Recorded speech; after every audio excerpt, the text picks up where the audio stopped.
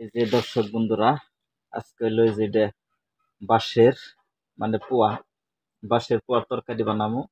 মানে দেখেন কত টেস্ট হবো এটা খাইয়া। মানে আমি আগে তো এটা কোনোদিন খাই নাই, কিন্তু এখানে এসে আমি খাওয়া শিখলাম। মানে মাছ দিয়া বা ডাল দিয়া যাইটা বানাই আর কি, দারুণ টেস্ট। আমি আজকে বানাবো, মানে কিভাবে যে বানাবো দেখাবো আর কি। তো সাথে থাকেন, সম্পূর্ণ ভিডিও দেখবেন, কত যে টেস্ট হয় বুঝতেই পারবেন।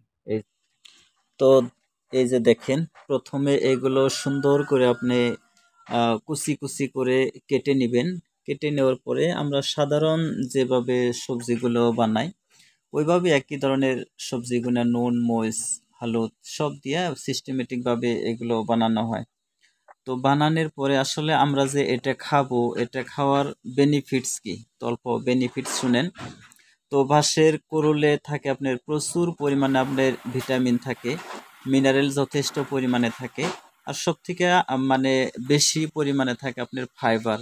আর ফাইবার আমার শরীরের জন্য যথেষ্ট উপকারী। ফাইবারে আমরা যে খাদ্য খাই, এই খাদ্যগুলো আপনার ভালো করে ডাইজেস্ট হওয়ার জন্য কি করে, ফাইবারে সহায় করে।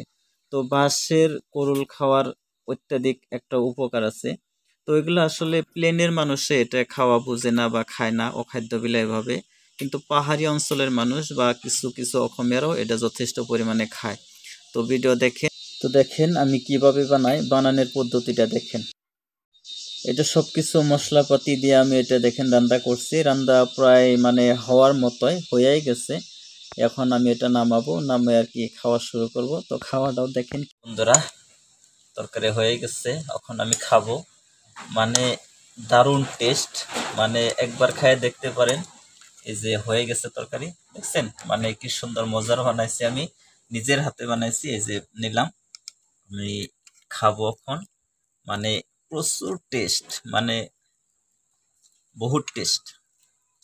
দেখেন কি মজা করে খাই, দেখতে থাকেন।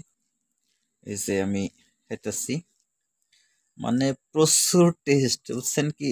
খাইয়ে দেখলেই দিশা পাবেন আর কি, কোনোদিন খায়েন। মানে আমি আগে কোনোদিন খাইতাম না, কিন্তু এখানে আসার পর আমি খাওয়াটা শিখলাম। মানে দারুণ টেস্ট। এই যে আমি এখন খাবো। উম, দারুণ টেস্ট, বাহ, মজা হয়েছে।